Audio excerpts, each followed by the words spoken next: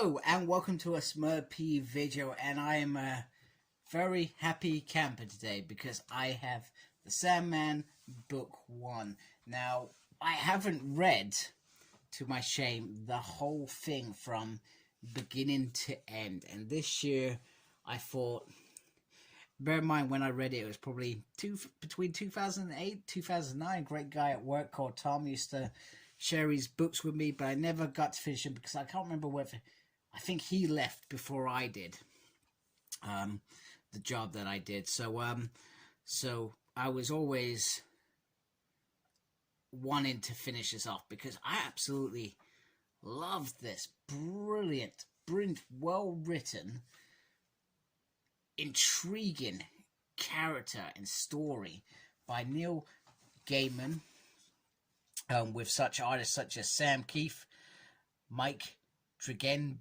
I'm pretty sure I pronounced that wrong, so I apologize, Malcolm Jones III, and Keeley Jones.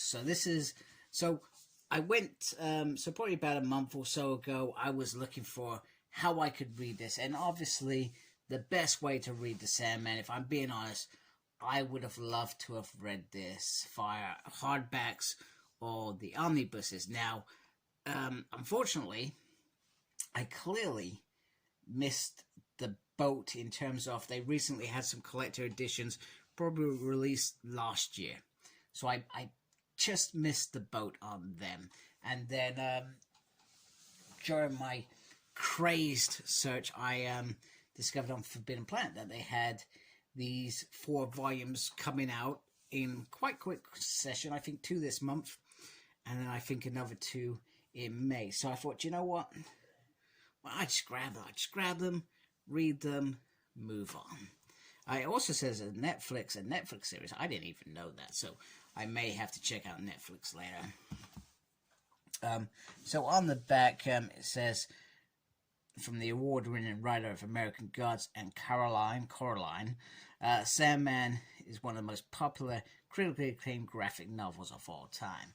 And this collects the story arcs, preludes, and nocturnes, I'm pretty sure I pronounced that incorrectly, The Doll's House, Dream Country, and this collects Sandman issue 1 to 20, which is pretty awesome. And then you got these lovely pictures on here, which I believe probably would have been by original release. Now, Forbidden Planet are really good, but sometimes they really F up. So, for example, I got this in a crappy box, and, well, it's just completely buggered. So I will have to reach out to him for a new copy. And then we got that legendary Sandman sort of thing there. And then up there, Neil Gaiman, number 1. So it's not the biggest book in the world, obviously. And like I said, I would have preferred to have been reading this via a hardback. However, it is what it is. So we open that up. Okay, nice picture of Sandman there, which is the same as the front cover. And then we have all the different editors and stuff on there. And then who they I guess dedicate the book to. And the paper does feel like paper I would expect. And this probably would have been the same sort of size paper that I read it back in 2008. So I've already read it like this before. Now, I must apologize because there are probably inappropriate things within this book.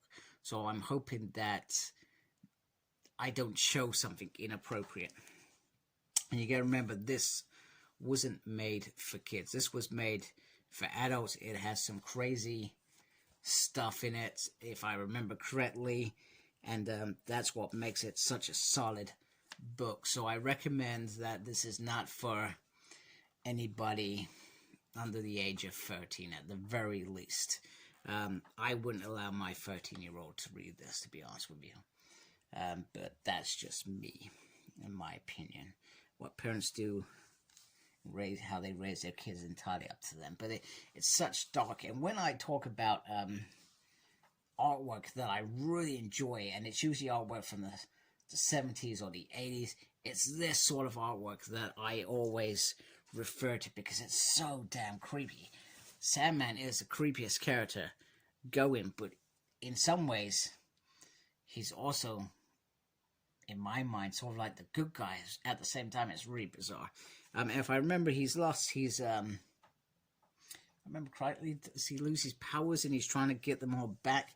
I think these totems, etc., that make him, etc. That's if I'm remembering it correctly. Like I said, we're going back well over 12 years when I potentially read it, and apologies, that was an inappropriate picture. Lots of skulls, etc.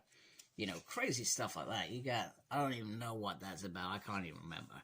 That's what's making this such an interesting thing to revisit, is the fact that I don't remember any of this, which is good. Now, if I can get this to change, there we go.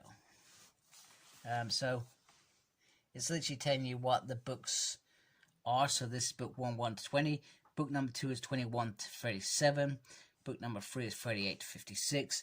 And book number 4 is 57 to 75. That's pretty cool. And I guess this is the various different ways you can read it. So I would, once again, if you can, get the deluxe editions or the omnibuses for a reasonable price. I would say a reasonable price. I would get it. This is a legendary story, and I would easily buy that as my collector's and leave that looking beautiful on the shelf once read. These are such, I'm not a paperback collector these days, so I will read these when I get a replacement. Obviously, I would read it, and then I would, quite simply, I would sell it on.